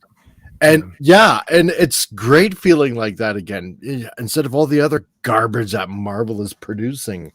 It's just, God, like I can't read Marvel, but I'll read Silver Surfer, and I'm glad that I read this new run of Silver Surfer because it brought me back to what comics are supposed to be. Simple as I'll that. have to check that out. I really haven't given a lot of that stuff a fair shake, but I'll try to. But let's go back around to chat because, yep. There it is. MVP is born on Tron Day. There we go. Yay! Congratulations. He's giving me a little credit here about being Pops Tron. I am a Tron nerd for all the wrong reasons. Like I hold this movie in so much more acclaim than it deserves. But you know what? I have no shame whatsoever. And then I love this. Stephen Ransom says, Max is pimping for Pops. Hey, Tom, I got this sick Gremlins card connection for you. Absolutely, bro. Because all I want is the cash so I can buy something else. Because obviously, I've got you were talking about the indie stuff, Indiegogo stacks over there. It's about like this thick of indie, and I have all this stuff. And I was like, I actually was emailing Zach today, like, Zach, listen, I don't think I got skipped, but I got skipped. Something's wrong because I have books that aren't here, and I'll do reviews for you, and my reviews are fair. So where's my books, bro? And yeah, so we were like interviewing today. Like I was emailing him today, like, "Hey man, what's going on?" See, Steven would be like, that guy. Remember on Sesame Street, the mysterious guy. I got this golden Ann, and it's in the van. parked by, next to Stan, right? That's how I'm picturing him right now, right? So, Will I got MVP these connections. add a Death Dealer statue to his background? I bet he would if he could. I know I would have one. Yeah, they do have a Death Dealer statue that's in the form of the painting I showed you guys earlier of Death Dealer riding the horse. And right now it's pretty expensive because it's out of print. No one's making it anymore. Wow. But if they were to do another statue that's maybe a little bit more within reason, Price range, price range, and it's such an older statue. It doesn't have some of the great material or even the detail that some of these new ones are being published with, like Sideshow, Prime One, XM Studios, like all these different statue companies. So I'll probably sit on it and wait because the artwork alone, I could just stare at the artwork for hours. Yeah, it's incredible. Frazetta artwork is phenomenal, folks. If you can catch any of that stuff. Mags, you're only willing to read older comics. Wide world of entertaining stories. Yeah, you have no idea, Mags. I can give you a list of things right off the top of my head. Just there's so much great stuff out there. Because even if you had to get it digitally, or Ironcaster went and picked up it's a great another recommendation too is to get graphic novels that are softback. They'll be cheaper because they're softback. Yeah. They're not worth anything, right? So very rare that a graphic novel is like worth money or is a collectible. So you can go to a show like what Max went to, where they all came from. There will be boxes of these for like $5, and it'll be like an X-Men run from like the 70s, all collected in a book. So yeah, if you go to one of Ironcaster's streams, he's been showing off some of his stuff. He got a whole bunch of X-Men stuff like that, and probably paid $5 to $10 a piece for each one of them. And that's a great way to read just some great. And if it's Chris Claremont X-Men, you're probably fine. Just so we're Oh yeah, totally. I would, and don't mean to interrupt, but I will say for any comic book collectors that are looking to buy older books or back issues, I would say now to maybe within the next few months is the time to buy, because unfortunately with how inflation is working right now, people are having to sell their collections off to pay for, gas or house bills and stuff like that. So if people are looking for back issue bins, definitely start looking now, because there will be cheaper stuff being sold because of these collections leaving. Yeah, like I said, if you guys have stuff you want, just email me. I'm not looking for a ton of money. I just really kind of want to free up a lot of space and free up a little bit of cash to reinvest into something else that I want. It's not like I don't have crap. My stuff, my kids literally have had conversations over who's getting what, and I'm like, you guys think it'll be around? You guys are crazy. And it's because my OCD would never. I was a Batman collector, and I would literally have a run, and I would go to shows with notes, and my notes would be like, issue 407, I have 2 stress marks. Issue 411, I have 3 stress marks, meaning I'll buy another copy if it's in better condition than the one I had, so that my actual run was better. Literally. And then I would have the other one, I would either sell it or give it away or trade it or whatever to have more money to fuel my addiction, for lack of a better term, because that's pretty much where let's see. Fun being here. Got some issues to work. Blah, blah, blah. See you later, man. David, it was awesome. Great stuff in the chat. Later, Thank you so much, guys. There's still 11 people hanging out. Christian Fandom's been hanging out with us. Thank you much. Hang on to that share, and bars. He always does that for us. That's often. Grifter has been here. That's awesome. Thank you so much for that as well. And man, crazy stuff in here, folks. Yeah. No, if you guys have to run, just let me know. Because I got this box out. I was going to go through some of this. It was. I got too far away from the microphone. It was literally just random stuff. I don't understand. Like, here's a Wolverine Exile. Like, I have no idea even where I got this thing. Like, where is that even from? It's like random issues of things.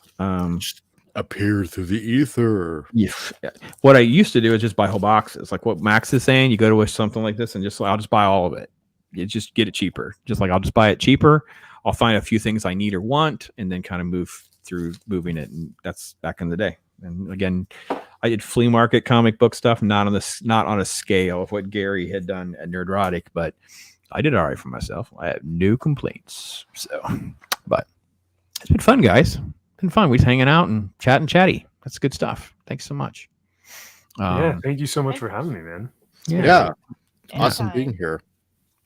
So with that, folks, we will bid you guys a farewell. I will have links to all of their channels. And if you have not subbed, something is wrong. So get your stuff out there. Make sure you're part of their channels, enjoying their great content, supporting one another.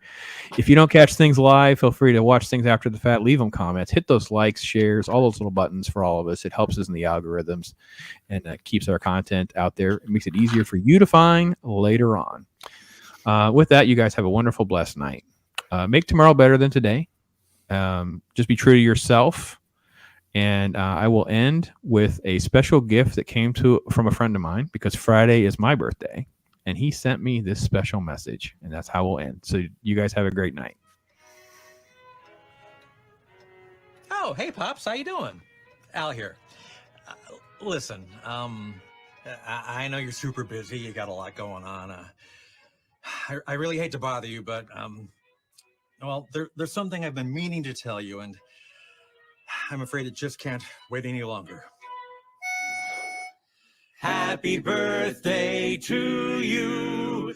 Happy birthday to you. Happy birthday, dear Pops.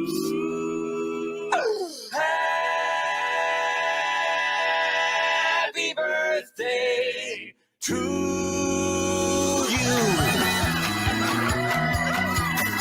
Hey, it's your birthday. Gotta be your birthday. You know what I was told? You're 50-something years old. It's your birthday.